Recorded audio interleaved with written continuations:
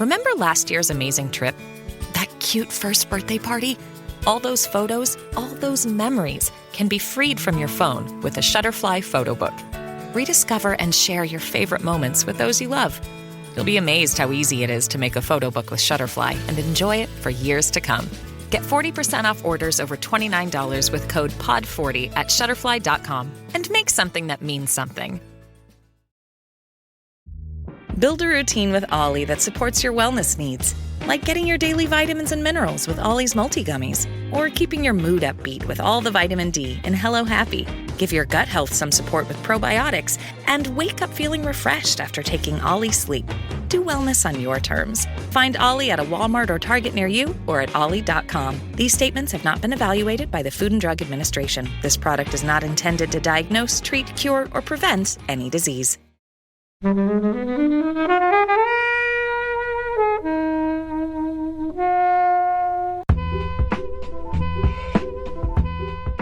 a first movie, it's incredible. It's so consistent from beginning to end. All the details are right, all the performances are spot on, all the way through the film. I love this film. It's funny, it's so weird, and yet it's sort of quite simple as well, because it is sort of like, you know, who's controlling who, and like there's puppets in there, and it's all about, you know, kind of identity and things like that. It's as kind of brilliant and bizarre and quite unlike anything else since, so I was really happy you picked it and really enjoyed watching it again, so thank you.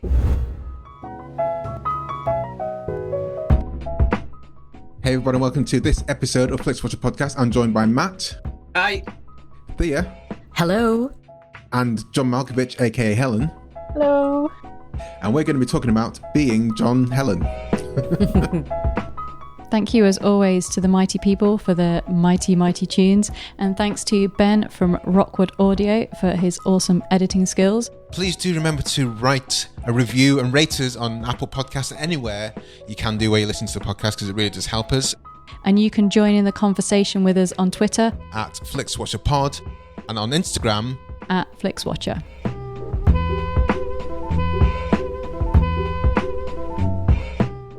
Hello film fans, welcome to Flixwatcher podcast. Joining us remotely today we have Matt and Thea. If you would like to say hello and tell our listeners a little bit more about who you are and what you do, please. Okay, my name is Matt Houlihan. I'm a co-presenter with Thea on a podcast called The Podcast Review Show. And we got to know Flixwatcher people by reviewing their show. And I think we were favourable, Thea, weren't we, towards we it? We were indeed. Let me refer to my spreadsheet and let you know, yes, we were indeed very favourable. Yeah. Yeah, we liked it. So we have a podcast that reviews podcasts, and it's weird now we're going to be reviewing films, which I've never done before. I don't know about Thea. I don't know whether you've done that in any capacity before. Not in any formal capacity, no. So, is this a formal capacity, Helen? Is it? I don't know. It is to us. It is to us. It's not in a pub. Well, thank you for joining us. And, you know, the reviews of podcasts will translate to reviews of films. But first of all, thank you very much for reviewing us. We did catch your episode, and I've listened to a few more of your episodes because it's very entertaining. But what kind of interactions do you tend to get from the people who you interview, both positively and negatively, should we say?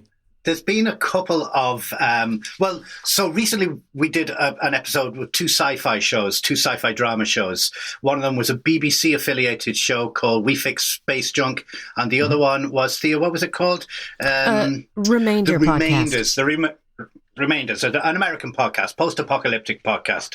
And I'm afraid we kind of tore Remainders apart.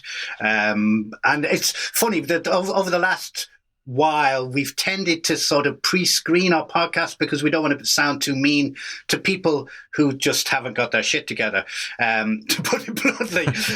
So Remainders, we do give considered reviews of them, but we weren't very kind to them. But they took it on the chin and they tweeted back at us and go, well, at least all we asked for is that people listen to us seriously, and thank you for listening to us seriously. So there's been a few like that.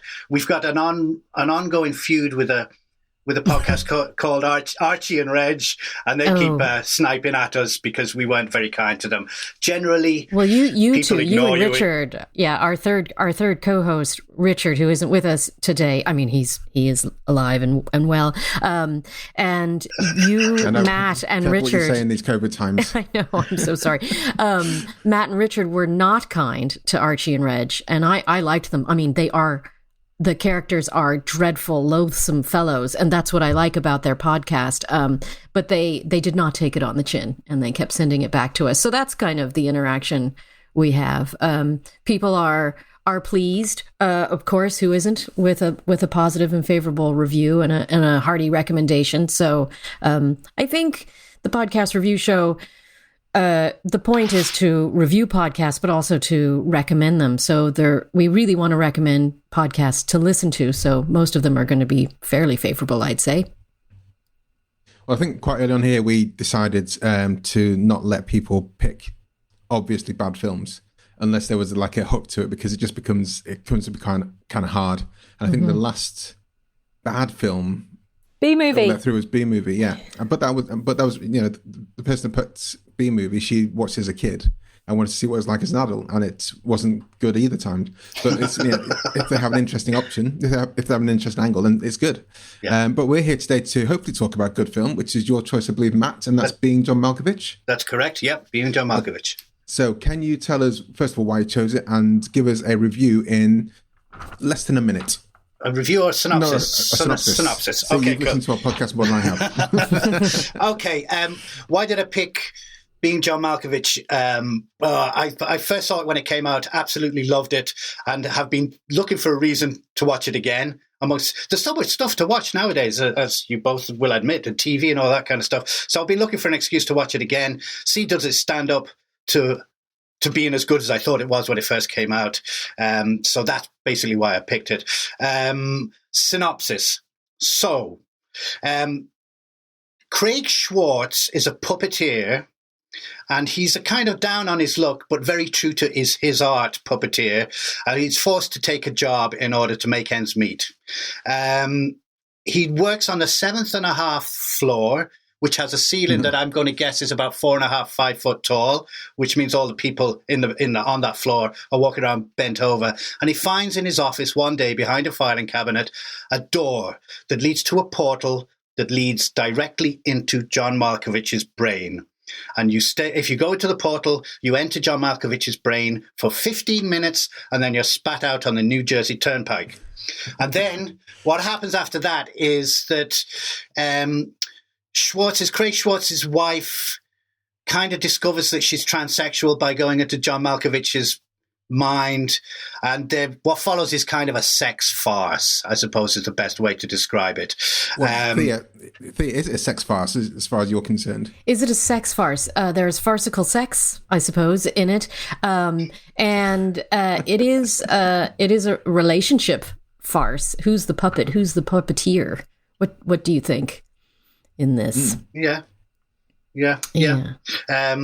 So then, anyway, Malkovich finds out what's going on, and things spiral out of control. And I don't know how much more you want me to say, but that's great. I mean, it's one of those films where if you went into detail in the synopsis, people are like, "What are you talking about, mate?" Yeah, if they haven't already watched the film, so there's no point going into like super high detail. Agreed. In it.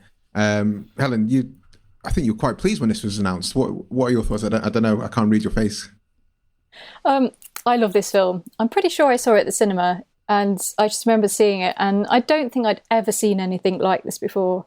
Was it Charlie Kaufman's first screenplay, I think? And it was that's right. Spike Jonze's film debut as well. Obviously, he'd done loads of music videos, but I was a big fan of John Cusack anyway, and it was like, what is this? It's funny, it's bizarre, it's so weird, and yet it's sort of quite simple as well, because it is sort of like, who's controlling who, and like there's puppets in there, and it's all about, kind of identity and things like that. But I absolutely love it, and watching it again, I still think it's as kind of brilliant and bizarre and quite unlike anything else since. So I was really happy you picked it and really enjoyed watching it again. So thank you. You're welcome. What are your thoughts, Thea? I do recall seeing it in the cinema as well, and I recall that I liked it. I was thinking, what was my reaction? I enjoyed it. It was clever. It was funny. I made sure that I sounded clever when I was talking about it. I wouldn't put that past myself. And then thinking about it and preparing to watch it, I wasn't too excited about watching it. I thought, oh no, is this going to be overly complicated and overly clever for me? And am I fatigued about this kind of creativity? And then I watched it, and I really, really enjoyed it. I watched it a couple of days ago, and it was very funny. It was very funny. For me, it really kicks in when John Malkovich is not just a passive victim of what's happening, but he's still a victim of it. But when he's very much engaged and is telling people to get out of his head, and when he gets into his own head, it's marvelous. I love that part, and I really like John Malkovich, the character John Malkovich, embodying the mannerisms of John Cusack as well. I thought that was very, very enjoyable and funny and clever and layered. I really liked it. And what about you, Kobe? Well, thank you very much for asking, Thea. Oh, you're very welcome. So this is the second time I've seen it, and I was looking forward to this a lot because I didn't see it in the cinema. It was kind of like a DVD recommendation back when DVDs happened at a Blockbuster, and the guy kind of gets to know me and realised I didn't mind films that weren't just run-of-the-mill blockbusters. And he recommended it to me. I was like, what the hell is this? As I watched it, I really enjoyed it. And so this was the second time I've seen it. Really looking forward to the rewatch. And for me, I don't think it didn't hit the highs as much as the first time because I kind of knew what was coming. Whereas I think there's such a benefit in literally having no idea what's going to happen around every turn. But it was great to revisit it.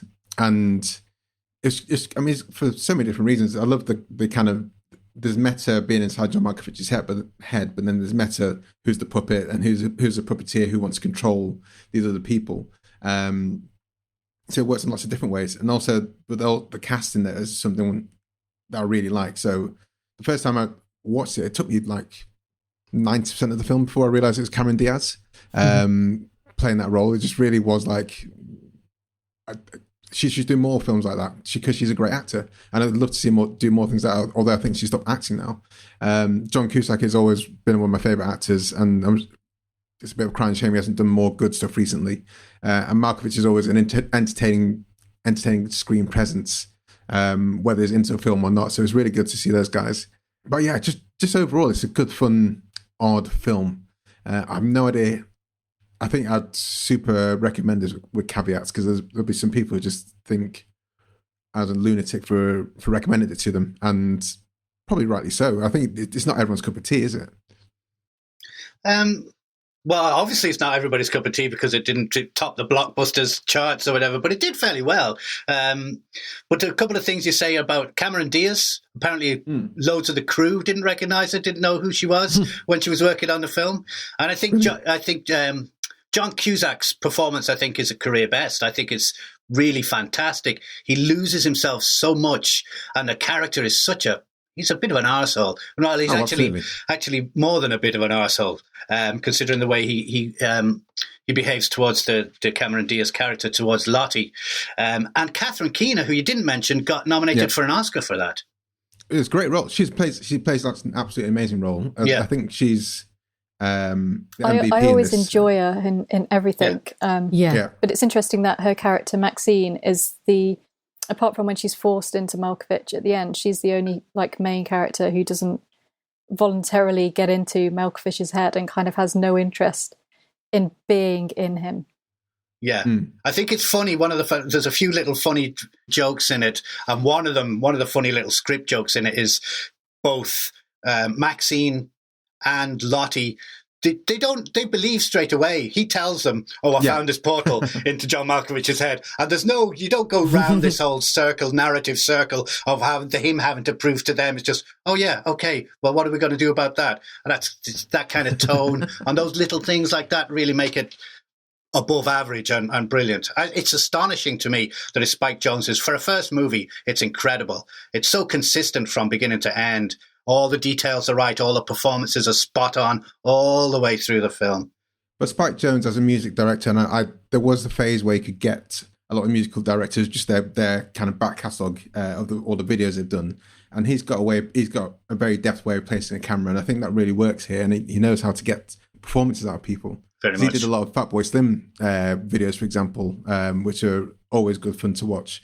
But yeah, Catherine Keener, I want to stick on her for a bit because her character was so cutting of John Cusack's character, Schwartz, and in a way that was just like she knew exactly what he wanted from the start and was not interested. And I thought that was such a great... I think she's a puppet master. Yes. She's pulling all the strings. And even with Cameron Diaz's character, who she has a developing romantic or sexual engagement attraction with, she's very clear. She's like, I really love you, but I really love you in John Malkovich's body, and that's the only way. There's no compromise. She doesn't compromise throughout the film, I think. And yes, the point that she never is excited to go into John Malkovich, really, and everybody else is dying to go into the porthole and out and be spat about the New Jersey Turnpike, and she doesn't, and just is quite the architect of the thing throughout. One thing that I was a bit nitpicky about on this watch was that I don't know the geography of New York. Well, I know what you're going to say. But 15 minutes in John Malkovich's head spits out the New Jersey Turnpike. Can you get there? And, because he lets them into the portal and then he picks them up as they're spat out. Yeah. And, some things like that just irritate me slightly. But really? In this kind of film... It's not quite John Wick getting to Morocco on a boat in like 2 seconds, though. No, but you explained in that episode, he said a few days, though, to get to Morocco. But there is another joke, a similar joke in the film, is because when they jump to the bit where Malkovich has become a puppeteer, the caption before it is 8 months later. And it has to be 8 months later because of the pregnancy that's involved. So a timeline has to make sense in terms of the pregnancy.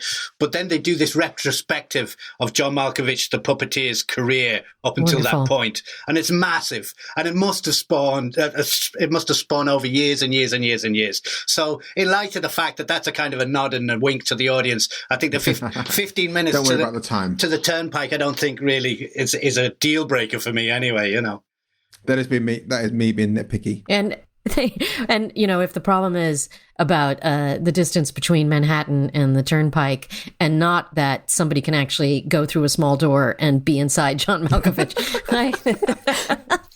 Yeah, you're sold on that, Kobe, but the distance with that is the thing you're going to bring up.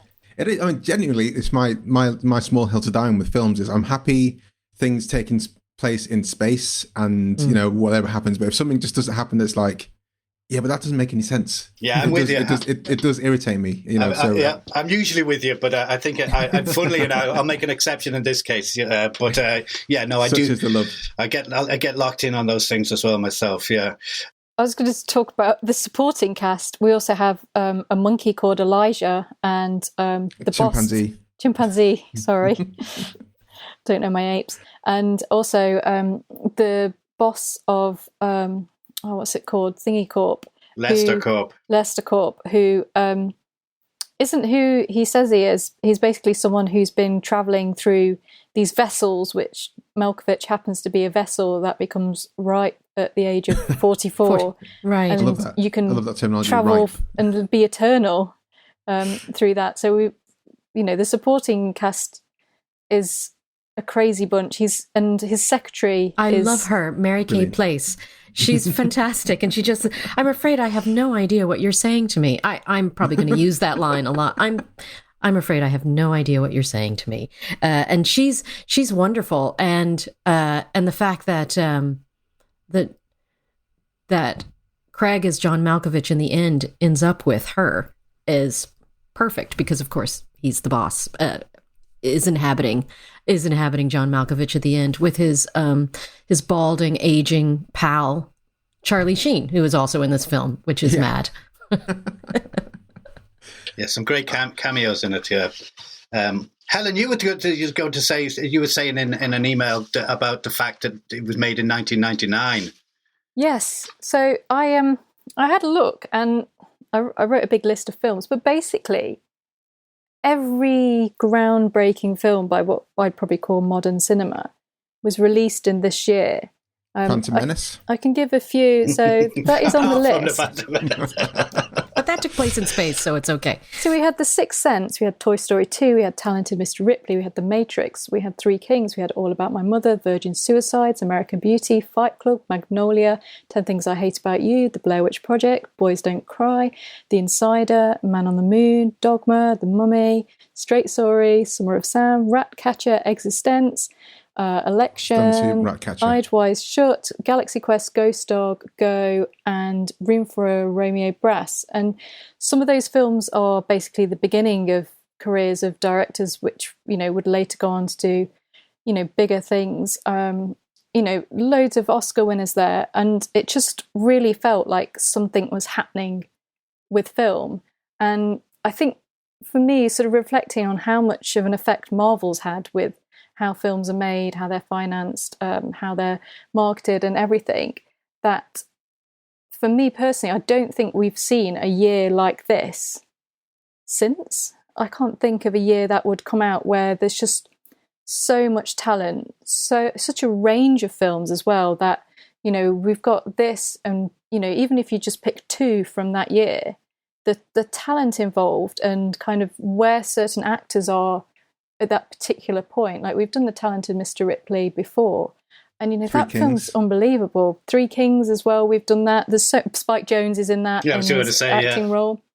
The Blair Witch Project, which changed horror for years to come. Even things like American Pie completely revamped kind of the teen movie, which led to so many sequels and has changed how teen movies have gone since then. And the whole The Hangover probably might not have existed without American Pie being made. So, oh man, there was just some and look at I think at this time Spike Jonze and Sofia Coppola would have been dated, so she had her debut film out then.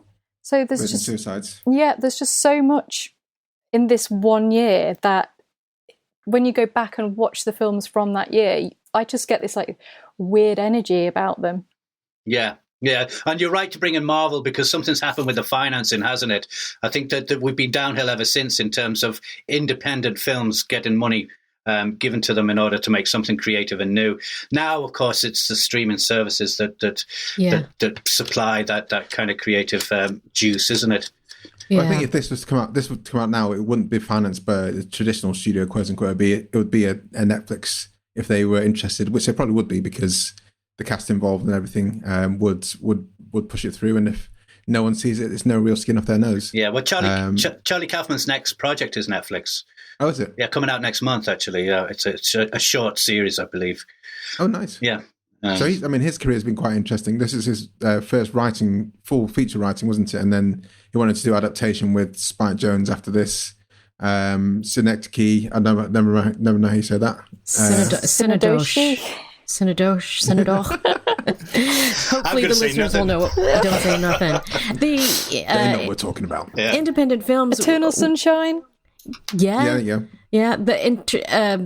These films of that time and maybe even earlier would have been the very beginning films of a new person, a new creator on the scene, or financed. I seem to recall big stars putting it into their contracts, I'll do this series if I can get funding or financing, or I'm allowed to do this. And you always had to have a big heavy hitter anchor in order to get funding for something independent. But Netflix, and eventually Netflix will have another network that will compete in that way. I imagine Sundance for a long time was the home for all the arty independents, right? And the Sundance Channel isn't as ubiquitous as Netflix, but maybe something like that will come along. There is a Sundance Channel. It's a kind of pay-per-view, isn't it? Am I wrong? Okay. No, we don't have it over here, Thea. Yeah. Oh, yes, there is. I always keep an eye out. Yeah. I do always keep an eye out for I always like to keep an eye on things that come out of Sundance because they do they resonate with me more than Cannes and the bigger film festivals. They always have an interest in my heart. I mean, just going back to this film before we head back to the scores, Matt, you talked about Craig Schwartz and John Cusack's character being such a twat, and I just want to lean into that bit because he really, within seconds of seeing Catherine Keener, he was into her, and he was just in a way that was, nowadays I'm not sure that would be acceptable to portray on screen. But he had a loving wife who he said he loved, and they want to have a baby together, and suddenly he just sees this woman in the corner of his eye, and suddenly, I want you, and he wouldn't leave her alone even though she says no a few times. It's really I find it kind of creepy, and that doesn't go away at all. It just gets more and more creepy. Yeah, he leans into it. That's right. Yeah.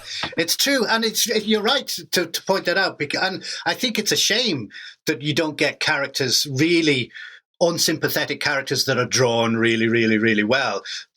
Nowadays, if you draw someone unsympathetically, then you could just dump them into the creep box, and that's where they stay. You know, in terms of plot and in terms of the way that everybody relates to them, but it's nice to have a bit of an in-depth look. None of them are nice. I mean, she's got a menagerie in her house with a load of ill animals that shouldn't be there. Yeah, they are all ill. Catherine Keener's a bitch. The only one is Dr. Lester, and he's I'm not even sure. Pest as well. Yeah, I think you're right.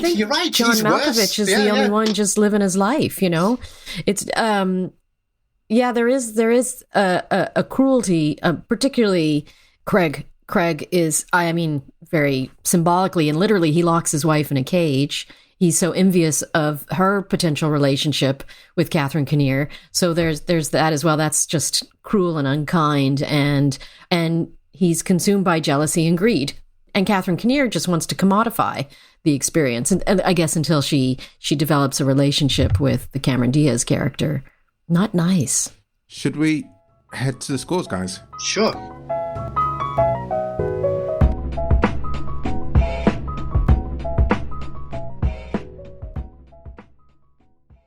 I'm Sam Clements, host of the 90 Minutes or Less Film Festival, another podcast in the Stripped Media family, a podcast that celebrates movies under 90 minutes long. Each episode, I'm joined by a special guest who selects a movie to join our prestigious lineup. Past guests have come from the worlds of film, television, music, food, comedy, and podcasting. Search for us now on the app you're currently listening to this podcast, or join us at 90minfilmfest.com.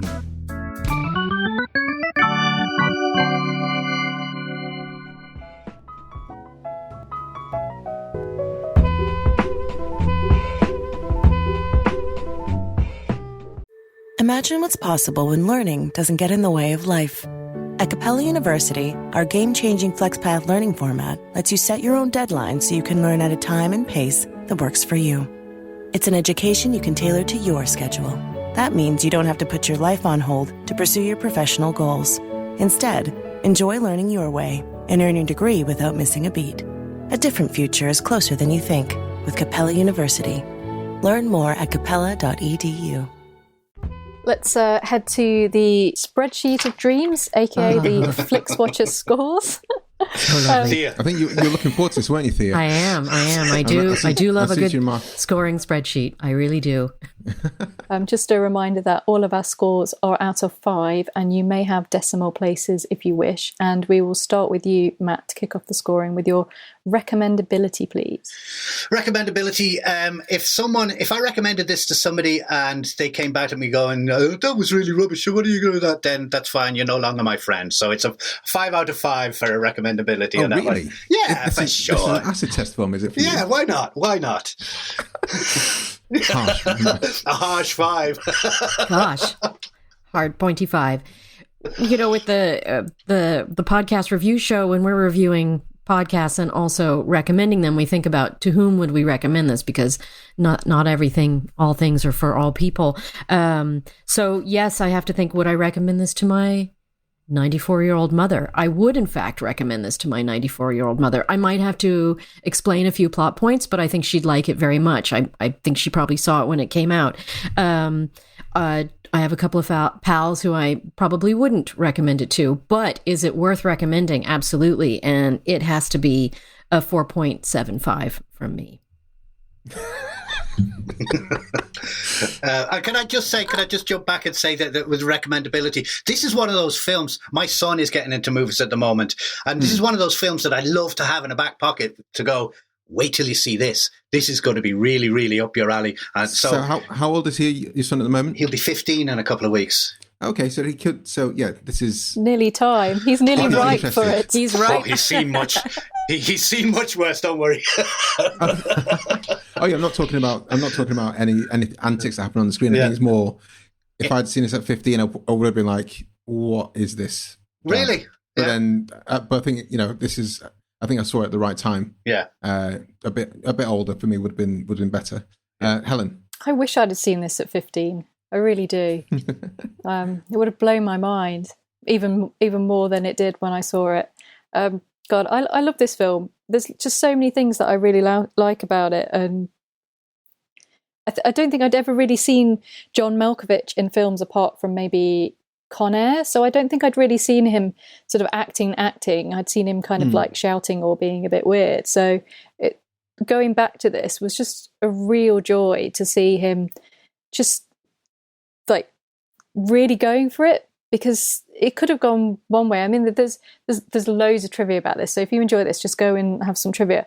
But John Malkovich wasn't into it at the start, and they gradually wore him down until he sort of said yes. But at one point he was like, why can't it be Being Tom Cruise or something? And they just wanted him so much that they ended up getting him by wearing him down. So that'd be a lesson if you want someone to do your film.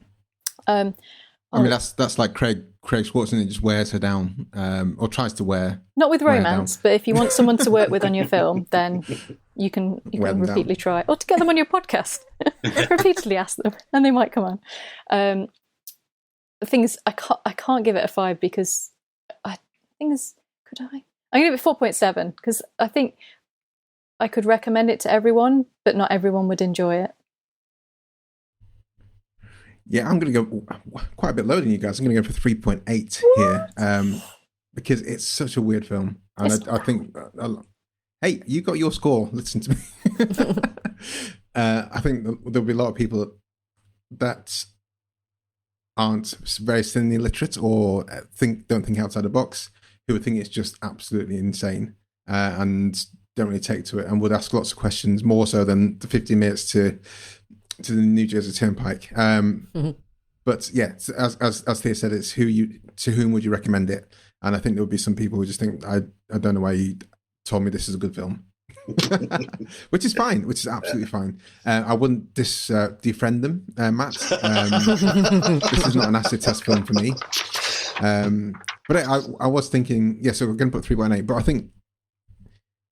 I don't know if you know, Helen, if they had any more people in their back pocket, if John Malkovich was going to turn it down, because presumably it was his name on the script right from the start, not just being actor, not being A-list actor, brackets, we'll find out who they're going to be soon, close brackets.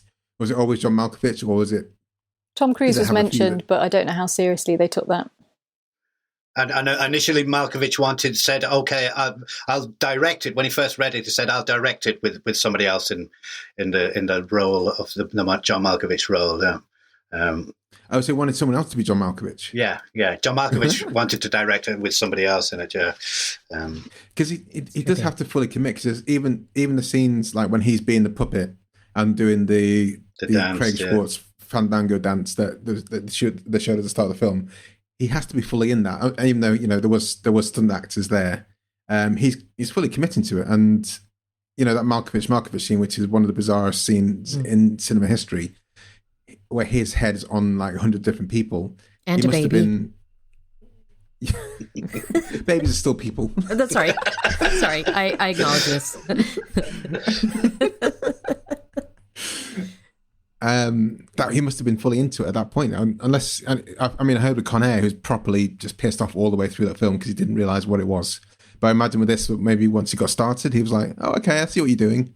But for him to give his name to a new feature director and a new writer, that must have been quite a big step, though.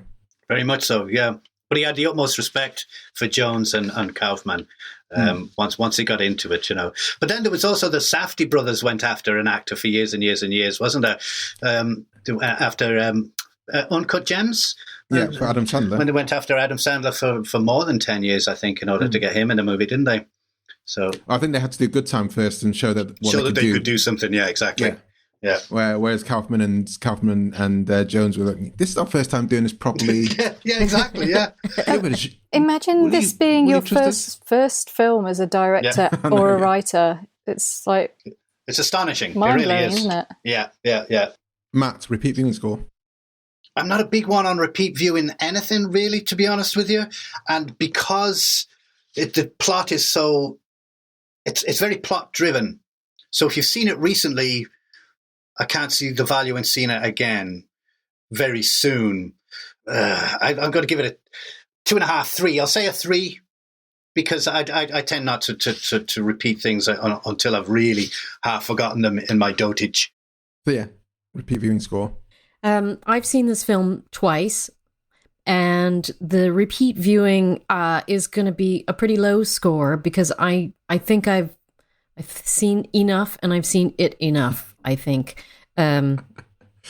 So I'm going to give it a 3. Have I spent a lot of time thinking about it since I watched it? Certainly in preparation for our conversation with you, but I'm done now with that, and I'm a little fatigued. I enjoyed it, but I'm a little fatigued from Being John Malkovich. So it's a 3. Helen. I'm going to join in the 3 club. I think I've probably seen it sort of once about every 10 years. I've maybe seen it at least 3. Has that been 30? No, it can't have been 30 years since. Oh, no. Really? You're Dr. Lester, aren't you? 2020, yeah. Well, how old are you? 105? Yeah.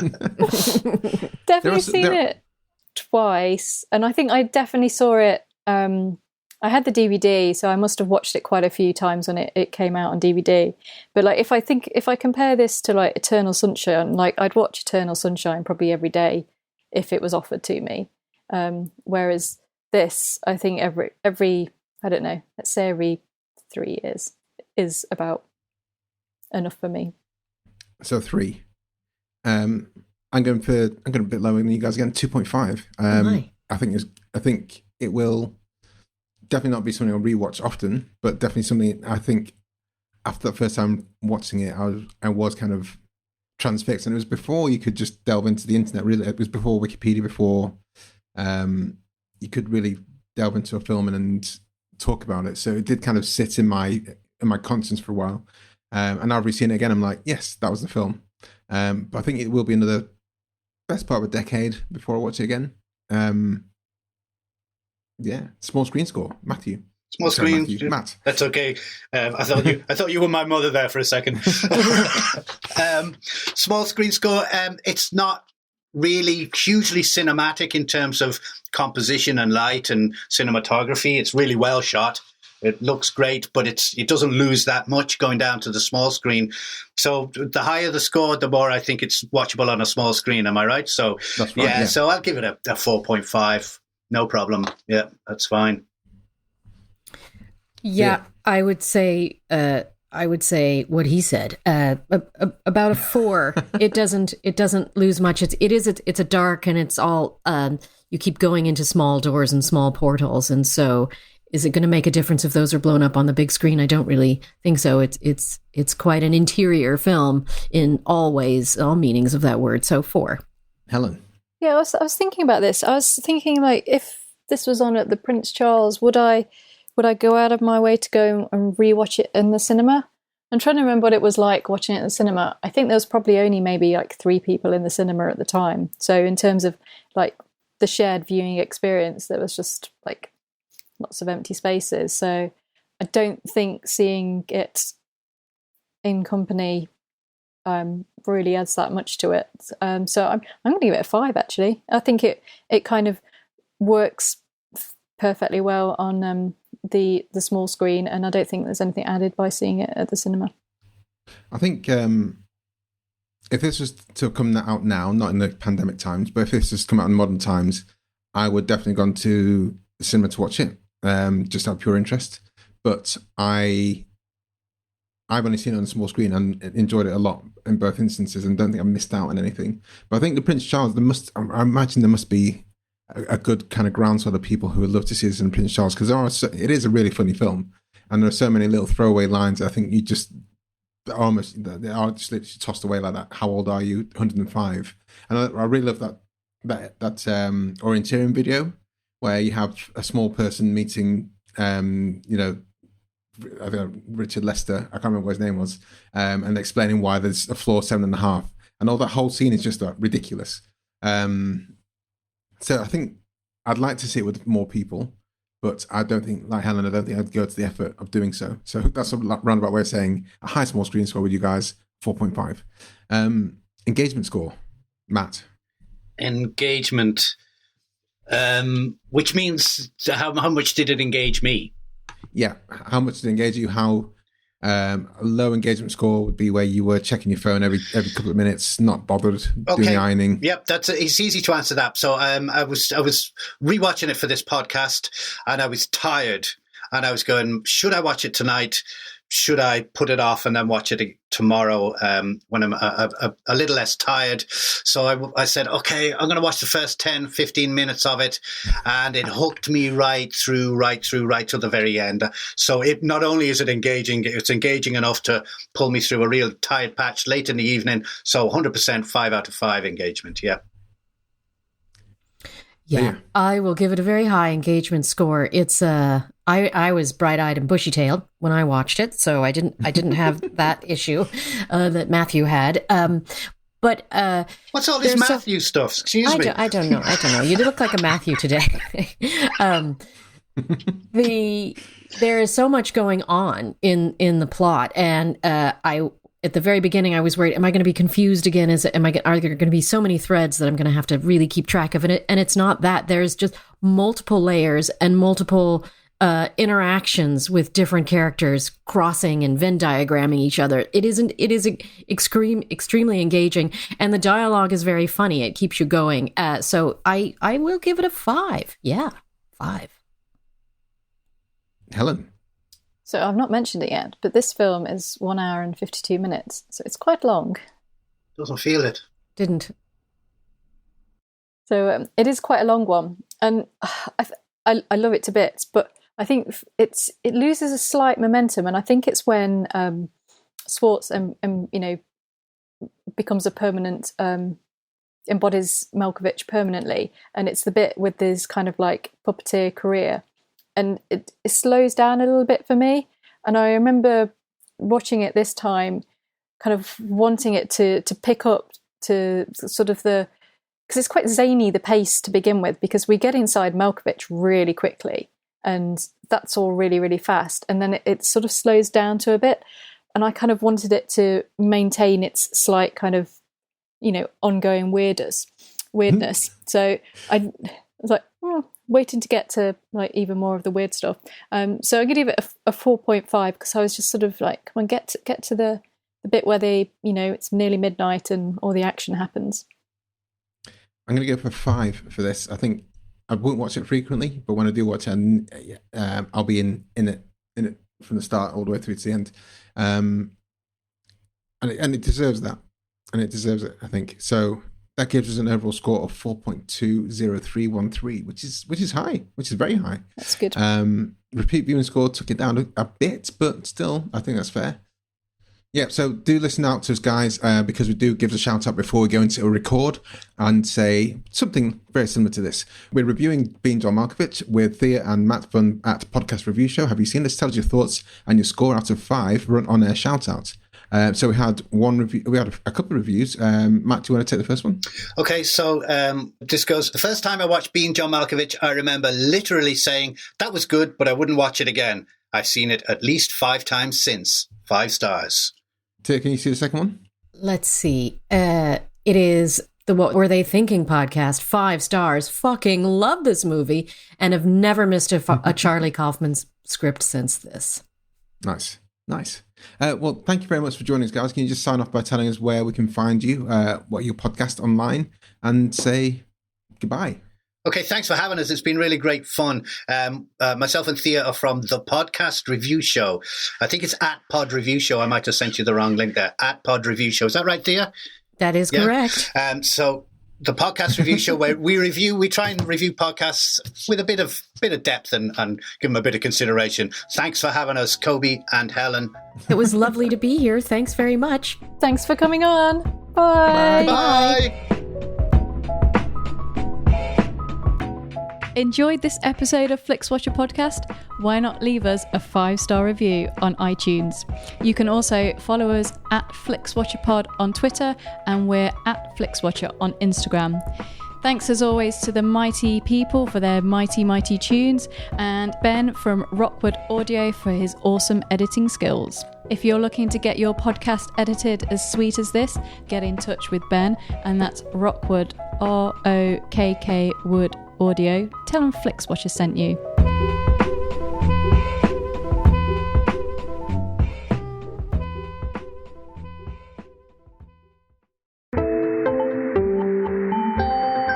You just heard a Stripped Media production.